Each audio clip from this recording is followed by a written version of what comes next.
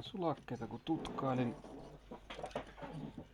niin siitä löytyi yksi, joka ei lähtenyt näppivoimin irti. Eli se oli numero 18, joka on oikean kaukovalon sulake. Se oli ottanut ihan hyvin lämpöjä.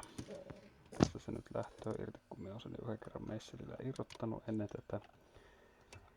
Ja se on se koko sulakepaikka vähän ottanut uutta muotoa. Siihen kuitenkin uuden sulakkeen vielä saa ja siitä virta kulkee. Mutta pitää kuitenkin ehdottomasti ottaa työlistalle tuo valojen releitä.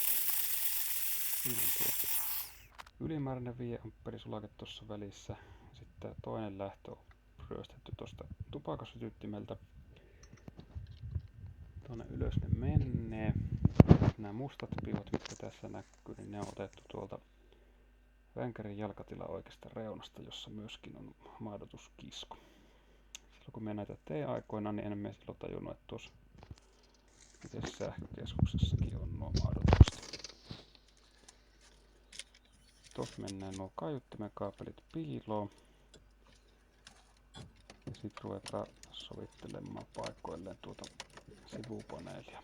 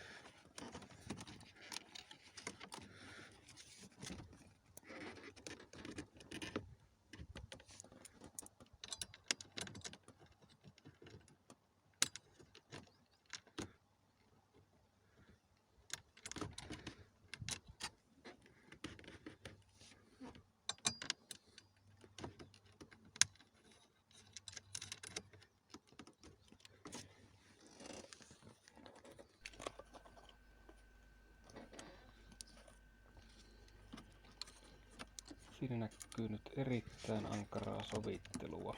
Siitä tuo poikkirauta, mikä yhdistää nämä puolikkaat toisiinsa, mutta tässä se taitaa mennä vielä vähän väärin. Elikkä ei näin. Eihän se hyvältä vaikuta.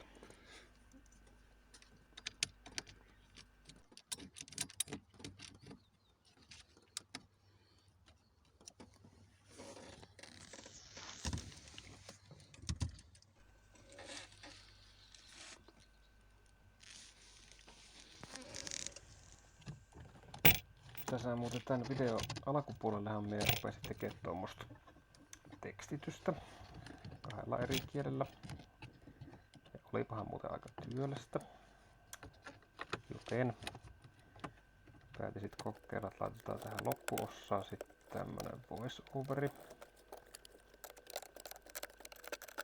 Ja mahdollisesti sitten YouTuben tekstitysominaisuutta hyödyntäen, jos nyt jaksan, niin laitan lontoonkieliset tekstitykset.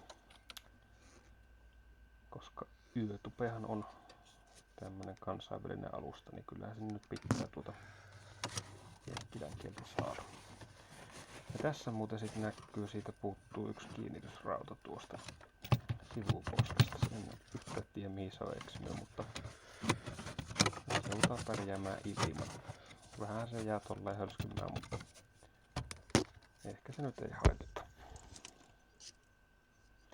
Tässä näkyy nyt sitten miten se laitetaan oikein, eli tonne väliin ja sinne loksahtaa aika nätisti ja pysyy nyt ihan eri tavalla kuin aikaisemmin.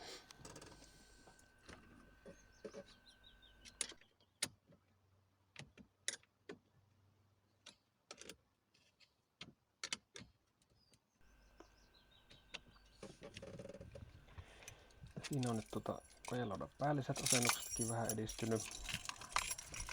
Ja testataanpa niitä. Herää henki. Syttyvalo tuonne USB-laturiikki. Ja testataan, otetaan tuo sulake 12. Nyt pitäisi hävitä volttimittarilta sähköt ja muutamalta muultakin. Mutta siis toimii. Sitten kokeillaan sulake 14. Sen takana on muun muassa tupakasytytin, mistä tää nyt on ryöstetty ja sehän hävisi se valo siitä. Ja sulake takaisin ja taas lattaa.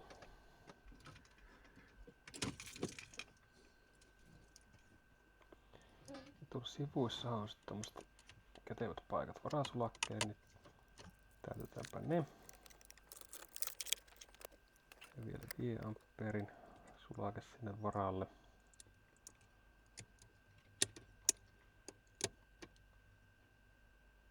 Ja muutama noita mitä nyt on kertynyt sattuu olemaan tuossa penkillä, niin otetaan talteen. Tiedän milloin mitä tarvii.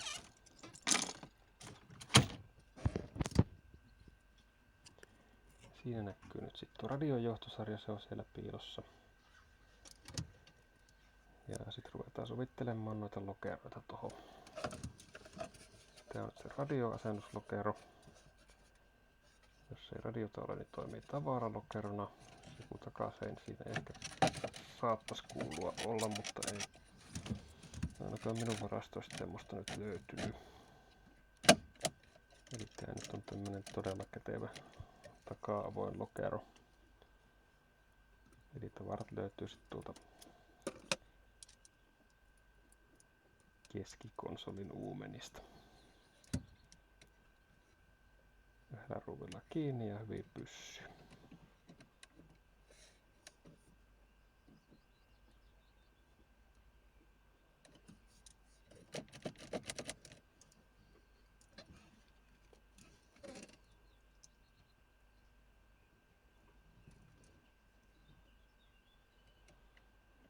Tässä oli radio asennettuna jonkinnäköinen ja sen etupaneeli oli tämmöisillä parilla ruuvilla tyylikkäästi varmistettu.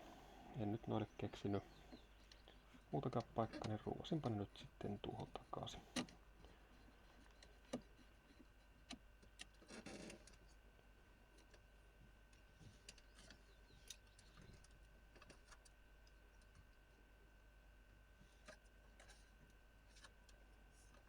Ja sitten seuraava lokero.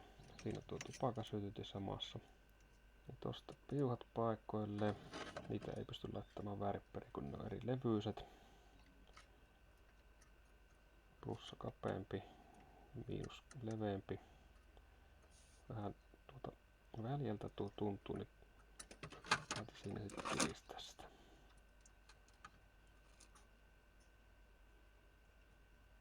Tuosta kun puristetaan sitä vähän littuun, niin kyllä kestää.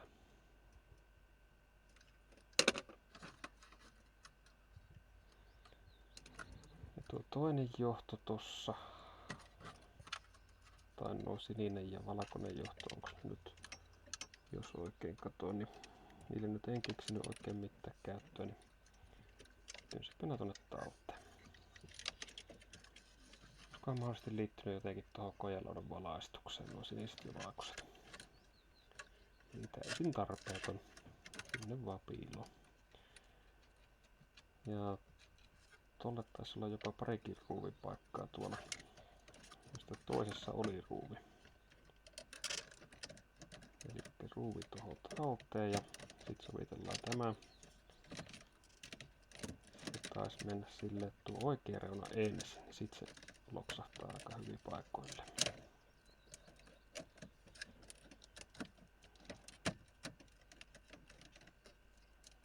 Aikamoista sovittelua se on näiden kanssa. Eli nyt se taitaa olla aika mukavasti. Sitten päätin laittaa noista vaihtoehdoista ylemmän ruuvipaikoille, kun alempi nyt näytti siltä, ettei se oikein mitenkään voi asettua järkevästi. Sitten viimeisenä lokerona on tää kummallinen tuhkakupin tapainen. Tää on kyllä niin litteä, ettei siinä oikein mitään mahu. Ja 10 seteli minulla siellä on hätätilanteita varten. Tässä on sitten tämmönen hieno jalopuujäljitelmä teippaus. Tää ei oo tästä autosta, tää on tosta uudemmasta eli vuosimalli 90. Siinähän on se sulakekaapiolta printettuna ja se nyt ei sit oikein tee paikkansa, kun se on tosiaan uudemmasta vuosimallista. Tääkin pitäis kai mennä niinku yläpää edeltä. Vähän hankalalta tuntuu. Kyllä se siihen lopulta loksahtaa aika luotettavaa tuntuisesti. Ja tuo alapäähän lukittuu siihen poikki rautaan, mitä tuossa ihmeteltiin aikaisemmin. Pitäis kyllä lukittua paikoilleen ihan suhteellisen luotettavaa tuntuisesti. Ja siinä se nyt on. Miten kuuluukin lähteä tuon leiriin. Siinä vielä viimeiset testailut, niin ihan hyvältä vaikuttaa.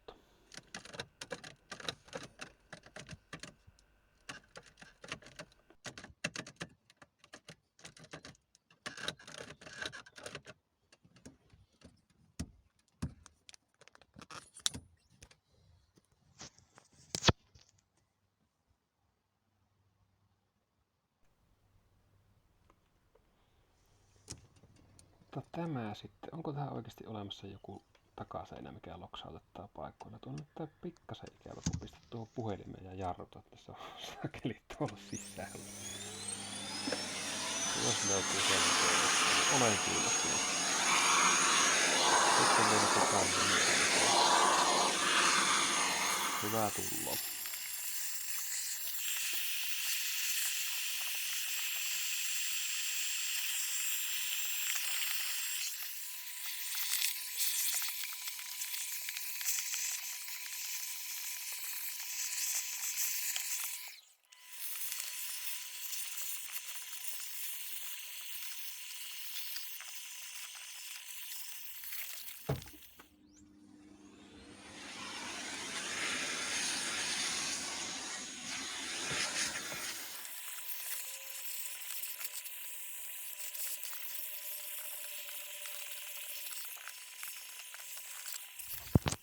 Ja kuskin jalkatilahan se yllättäen kaikista sottasi on ja havunneulasta on jonkin verran kertynyt. Ja miten se tonne motoallekin aina löytää?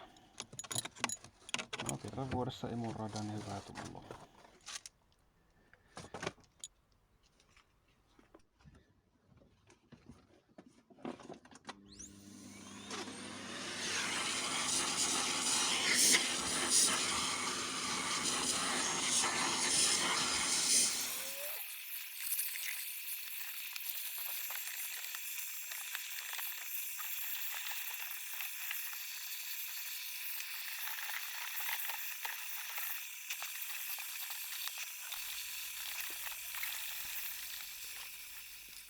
Lopputuloksen tarkistus.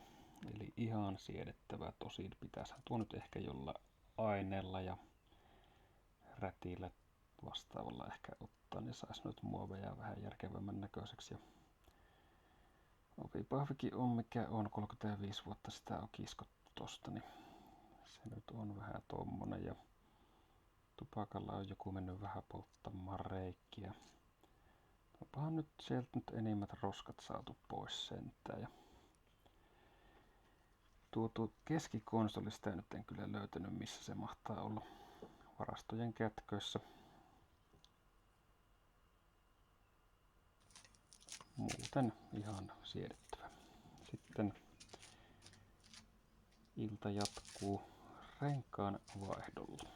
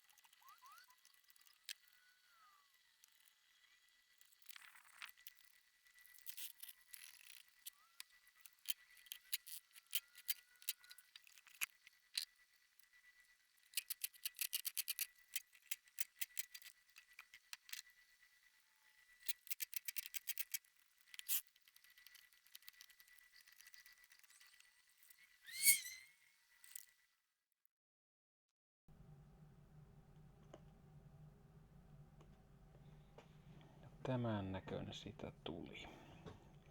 Keula on korkealla. Se nyt aina pikkasen korkeammalle jää noston jäljiltä, kun ajon jäljiltä olisi, mutta onhan se nyt hieman korkealla. Pintaa on. Erittäin hyvän näköiset peltivanteet. Eikä oo edes mitkään kauhean vanhat. No minun mittapuulla nyt tietenkin vain 9 vuotta vanhat nypityt nastarenkaat. Mutta paremmat kuin edelliset. Eli nämä oli kuitenkin aika loppu.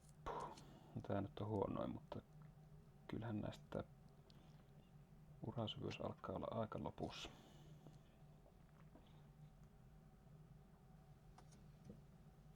Sitten käydään vielä koeajoilla. Maybe some joke.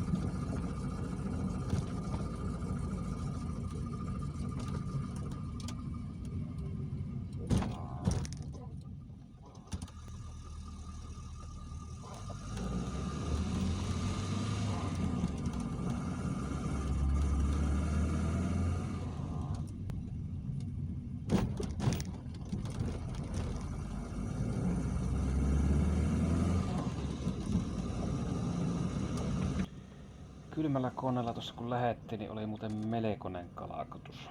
Se on sitä pistonslappia varmaankin. Ja ryyppyä joutuu pitämään niinku puoliksi päällä tälleen kesälläkin. Pyyhkiät tarvitsisi korjata. Nämä pyyhkii tuolta yli. Kato, keskeytin itseni. Hauskaa. Mutta siis ryyppyä joutuu pitämään puoliksi päällä niinku kesälläkin, niin se sit pintakaasulla ajettaessa niin römpsöttää aika hauskasti.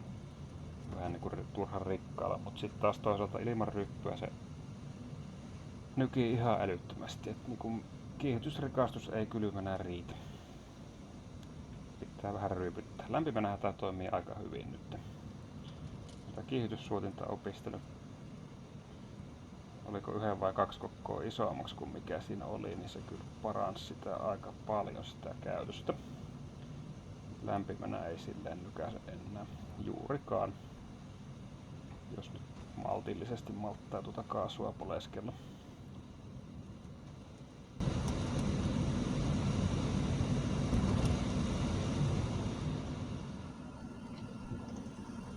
Selkeyden vuoksi vielä mainittakoon, että tosiaan niin ainoastaan kylmänä tarvii tietenkin ryypyttää, mitä tuossa äsken kuvailin. Lämpimänä toimii ilman ryyppyä ihan hienosti.